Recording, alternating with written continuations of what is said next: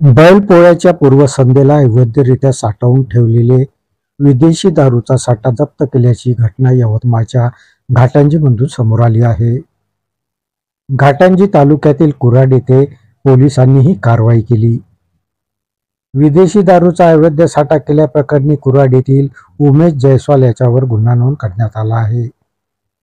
Police कारवाईमध्ये 27,000 रुपयाचा विदेशी दारूचा साठा हा जप्त करण्यात आला. सणासुदीच्या काळात अवैध दारू विक्री करण्याची शक्यता पाहता घाटंजी पोलिसांनी अवैध दारू विक्री रोखण्यासाठी मोहीम हाती घेतली.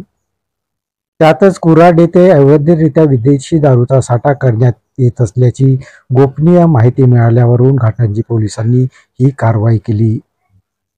घाटंजी पोलीस स्टेशनचे पोलीस निरीक्षक केशव ठाकरे यांच्या मार्गदर्शनात सहाय्यक पोलीस निरीक्षक सचिन राठोड व त्यांच्या पथकाने ही कारवाई केली.